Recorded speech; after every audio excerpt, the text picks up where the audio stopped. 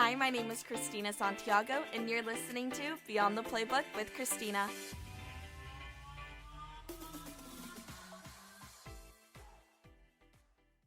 Hi, welcome to Beyond the Playbook with Christina. I am your host, Christina, and thank you so much for tuning in. This is my first ever episode, and I'm so excited to start this podcast journey. This podcast is going to be a guest-based podcast. I will be bringing on different athletes, coaches, and other people in the sports world. And speaking of guest, I will be bringing on my dad, Daniel Santiago, as my first ever guest. And a little bit about him is that he played in the NBA for 4 years, played a lot of years overseas, and also played for the Puerto Rican national team. And a big moment in his career was that he was part of the Puerto Rican national team that was the first ever team to beat Team USA in the Olympics. So I'm super excited to have him as my first guest, and I hope you guys enjoy. Thank you for tuning in for Beyond the Playbook with Christina. I'm here with my dad, Daniel Santiago. Hello, Christina. Thanks for coming on. No, it's my pleasure and honor to be here. Well, I'm glad that you're my first ever guest. I'm super excited. And I kind of just want everyone to know like a bit about me and you and like our family and just growing up. And obviously I want to start with your upbringing. You were born in Lubbock, Texas, and then you grew up in Klondike, Texas, where it was a population of 135 people, and your first ever basketball court was a cement slab. And it's crazy to think how someone in such a small town like won so many championships, beat USA in the Olympics. During your childhood, did you think you were going to become a basketball player? Well, I actually thought I was going to become a baseball player. That was a sport that I really enjoyed playing. I played all the sports. And, like you said before, my dad there was a cement slab out there. My dad put a basketball goal out there for me to play on. And the out of bounds was basically the dirt and the weeds and stickers out there in Texas. So, but I learned a lot from him, but I learned a lot about baseball. My grandfather was a minor league player, and so baseball kind of ran in the family a little bit there, but it was a sport that I really enjoyed, and that was baseball. It was pretty much every day whenever I could play. Mm-hmm. And when did you decide to fully pursue basketball? I really decided to pursue basketball pretty much when we moved from Texas to Albuquerque, New Mexico, where both grandparents lived for both sides of my family. And, there were still a lot of people playing baseball there. We used to live by a baseball field, so that was kind of cool. But then we moved again and moved closer into the city, and there was just not much space for baseball and enough kids at times that wanted to play baseball, and a lot of people were playing basketball. So then I started playing basketball just because of my friends, and we just, they picked me up, obviously, because of my height. They wanted me to play with them on their team, and so that's kind of where it started for me. But my first passion really was baseball. Speaking of height, you were 7 feet tall. When going into the league, did you think you fit the expectations of a center body-wise? Well, at that time, there was a guy that was named Shaquille O'Neal. And obviously everybody wanted, to be like him, and just to have the physical strength and the athletic ability that he had. And, so everybody was kind of, wanting to be like that. But, Shaq was Shaq, and I couldn't be that. So I had to learn how to use, the strength that I had, and then also be able to use the quickness I had against bigger and stronger players, which, there's not very many. So I had to adapt and be versatile in a lot of different things and different ways to score and to be effective out there. So Shaq was the, one people looked up to, Elijah Wan, David Robinson, and was, one player that I always looked up to. So it was pretty cool to be able to play against those guys, but also interesting to see, the different body types that were out there. And just because there's a certain body type that everybody wants to be like. Doesn't mean it's realistic for you. So, I took what God gave me and just tried to make the best with it. And God, blessed me in the process. But, I think it all worked out. And what did you think helped prepared you into going into the NBA? Well, I think from my father and my parents, my mother and my father, they were very hard workers. So I knew that was going to be something that was going to be very important, to work hard and to be disciplined. I knew that I was going to have to sacrifice a lot. I knew that the window was going to be a small window for me to be able to make it, because there's so many basketball players that can make it to the NBA. And so I knew how hard it was going to be, and I knew that I was going to have to work really hard for it. So that work ethic that my parents instilled in me really helped me and paid off. And also I was very blessed to have some people come into my life at different times in my career and different times in my life as well, to kind of encourage me and kind of give me the next piece of the puzzle that I needed to make it to the NBA. So, people would just come and they would encourage me, and they were genuine about it. And there were some people that even worked with me and, took time out of their day, asking nothing in return. They saw that they could help me. And that was really big. That helped me out a lot, because they did it, not wanting anything in return. So I knew the help and was genuine. And so just that, and just the repetition of doing it day in and day out. So I knew that every time I got it in the game, I had the confidence to make the shot, to make the play, and make the right decision. And yeah, I was going to make mistakes, but I knew that more often than not, I was going to be able to make the right decision and in the end help teams win. What is your monumental career moment? It could be a lot of things. The fact that I did make it to the NBA, the fact that I played with Puerto Rico in the Olympics in '96 and 2004. As you get older as a player, you see other players that are not able to make it to championship games or playoffs and things like that, just because of certain situations. And I was very fortunate to do that numerous times. That was a blessing from God, because I had good teams and good teammates to be on. But at the same time, I had to do my part and like you said, be prepared and be ready, and be a student of the game, and really study what I can do to get better, what I could do to be effective out there. And one of the other big moments in my career was when we beat USA in the Olympics. And the reason why it was such a big moment, it was televised all across the world.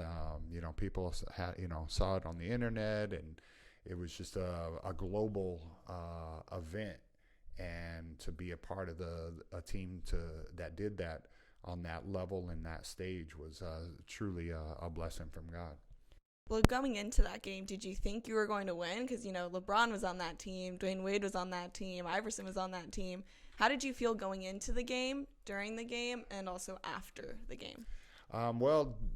During before the game, we felt like we can hang with these guys. We had beat them in some of the guys in different competitions at different levels, and a lot of us had played against those guys in college as well. So, it wasn't we were intimidated or anything. It was just I think a lot of it was just us being on the right page, amongst ourselves. And we felt like we've had success against them in the past at different levels in competition. So we were just like, hey, look, we didn't have anything to lose. We're going to go out there and play hard like we always do. And during the game, we were just very focused. We made some really good shots. We made their offense, their execution. We made it very difficult for them. We played, a different type of defense, a little zone, a little matchup, and so that kind of threw them off. And we just stuck with the game plan, really. And we just everybody bought into what we needed to do, and it was a team effort. All the cliches you want to say, but it was everybody doing what they needed to do for the betterment of the team, and we were able to do that. And it was amazing. I was really proud of the guys that we all stayed focused throughout the whole time, because things happen in the games when teams go on runs, and then you kind of lose focus, and you're like, oh man, we got to catch up or whatever. But we stayed focused. We just kept the pressure on them, and the pressure just stayed on them the whole time, and they ended up being the ones forcing up shots and trying to make things happen. And we just stayed the course. And then after that, the celebration, was it was pretty amazing, because you kind of just realize what we just did and where we did it and at the stage we did it in. It was pretty amazing, and it was really cool to talk to a lot of the press afterwards, because that was the big story that was happening. And so we were really excited about that, and it was just an awesome historic event to be a part of. It's definitely a historic moment for Puerto Ricans. I know whenever we're out and people approach you, people will still bring up this game, and it happened like 15 years ago. Yeah, it's a big moment for Puerto Rican sports, and I was just very blessed to be a part of that, and to be able to help that happen. And like you said, there's people that come up to me every day, and they remember that, and especially if they're Puerto Rican, or really anybody from anywhere in the world that saw it, they remember it, and it was just like a big moment in their lives as well. So especially for Puerto Ricans. So yeah, it's pretty cool to be able to celebrate that with the Puerto Rican people as well. Yeah, and also speaking of Puerto Rico, you played in the Puerto Rican League for a very long time, and that's how you kind of started your professional career. Mm-hmm. And what did you think of starting in Puerto Rico and then having that experience going to Italy and then going into the NBA? Do you think it made you more of a powerful player than going straight into a draft? Mm-hmm. Well, yeah, so I was very fortunate that the college athletes were allowed to play in Puerto Rico. If you were a Puerto Rican, you were able to play and not lose your amateur status. So that was a big blessing, because I was able to play against, adults and grown men out there. And so that really helped me out a lot. And I just, really enjoyed playing in the Puerto Rican League, because it was a big moment in my college career where I wasn't getting much playing time playing in college for the team that I was playing for. And Puerto Rico stepped in and gave me the opportunity to play not only in the league but also for the national teams that I was playing for. And so that was a big step in my career. And that also gave me exposure to be able to play in international competitions.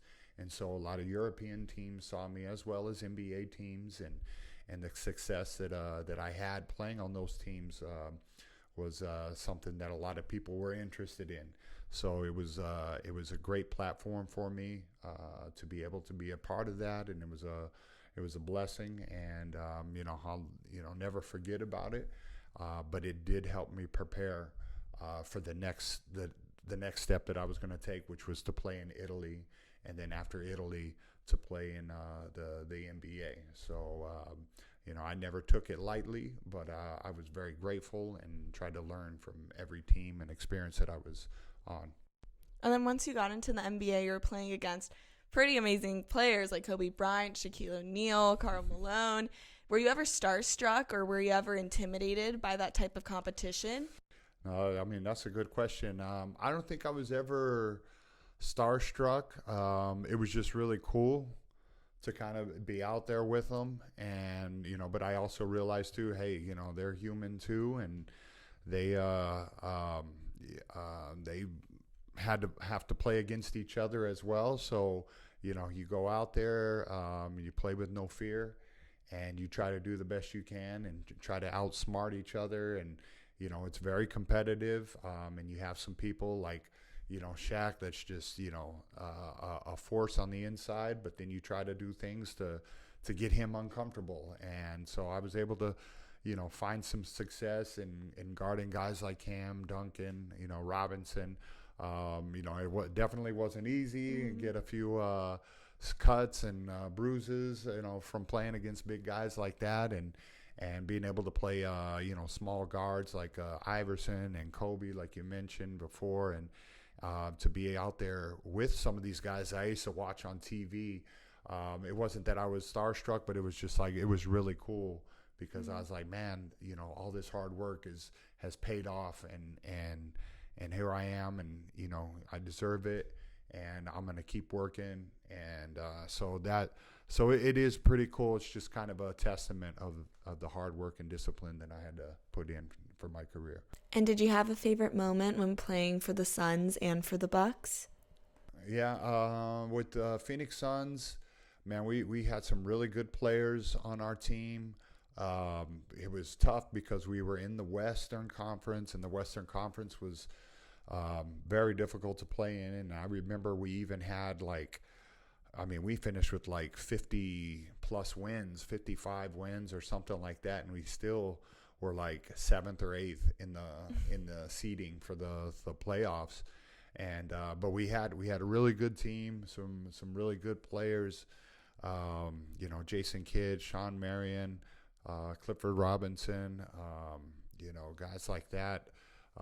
It was really fun to be a part of Vinny Del Negro. There were some very good players on those teams, and I had a injury in Phoenix a second year, so it was tough. It was frustrating, but it is part of the game. And in Milwaukee, had a great time playing with some really good players there. Keith Van Horn, Michael Redd, Tim Thomas, Joe Smith, some really good players. Tony Kukoc, the legendary Tony Kukoc, and had a lot of fun playing with those guys. And in the East was a little different. It wasn't as strong, but we were able to get in the playoffs and ended up losing to the the NBA champs, which was Detroit Pistons at that time, and then had a tough injury at the end of my second year in Milwaukee. So, through that's life. You're going to have injuries, and you're going to have good times and bad times, but, it's just like life. So I made it through and still had a really good career. Do you think it was beneficial for your career that after the NBA you went to Europe?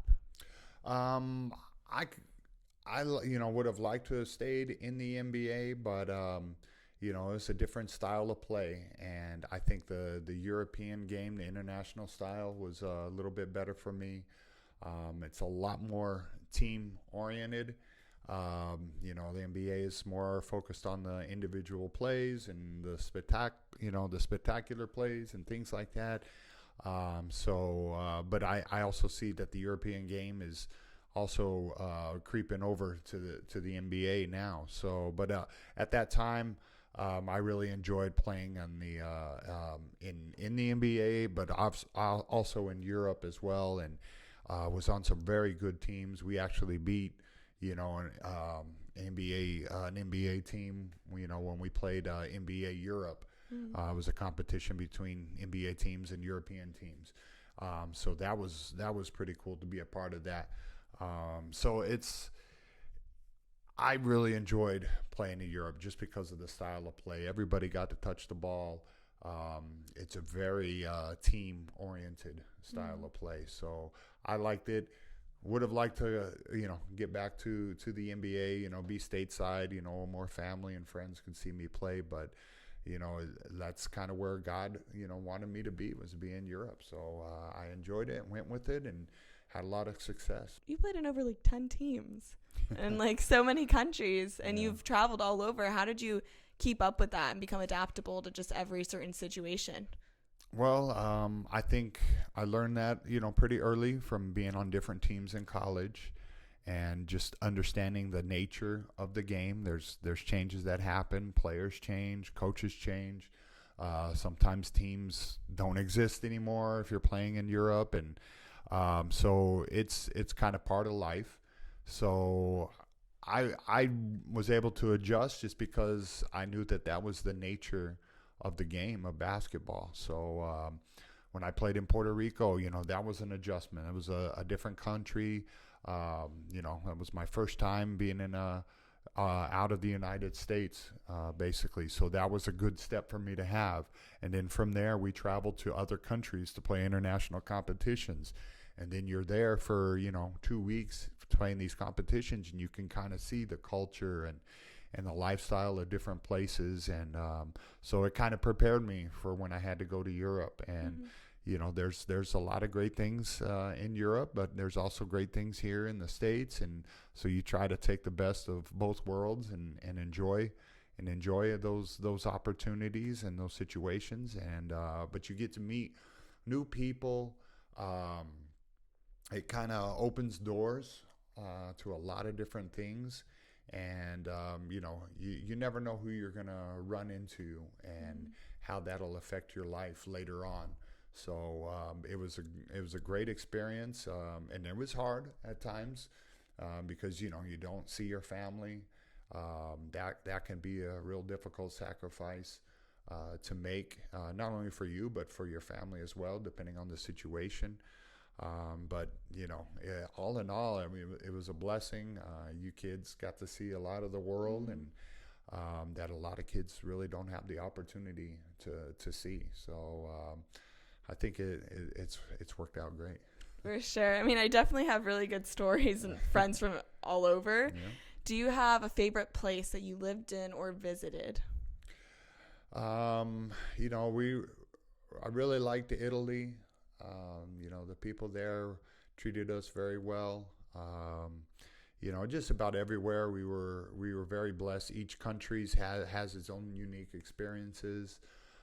I think Barcelona was great, not only for living, but just the atmosphere of playing for the Barcelona Football Club that we were kind of a part of, because that's known worldwide because of their soccer team. And Barcelona is a very beautiful city. We really enjoyed our time there, and it was a good school for you guys to go to. So that was kind of a nice country, a nice city to be in. So being in Spain, and also that was probably one of the top of the list. But in reality, every team, every country that we played in, there was always something really cool to enjoy about it. So I really can't complain too much. And now that you're retired and you actually coach basketball, what made you get into coaching? Just felt like that was something that I wanted to do in my next step, and teach people what I have learned, and kind of just follow in the footsteps of people that helped me throughout my career. And that was really it, is just being able to share all the experiences that I've had, and share that with other kids, boys and girls. Get to coach boys and girls at where I'm at. So that's what I'm trying to do now. Some listen, some don't, but we do the best we can, with the information that we have, and some people, once they hear it, they eat it up, and hopefully that'll get them to the next level, to where they're going to in their lives or careers. And do you have any favorite players right now that are in the league? Yeah, I like watching Luka Doncic. He's a really good talent. I think he's on the perfect team, being on the Dallas Mavericks.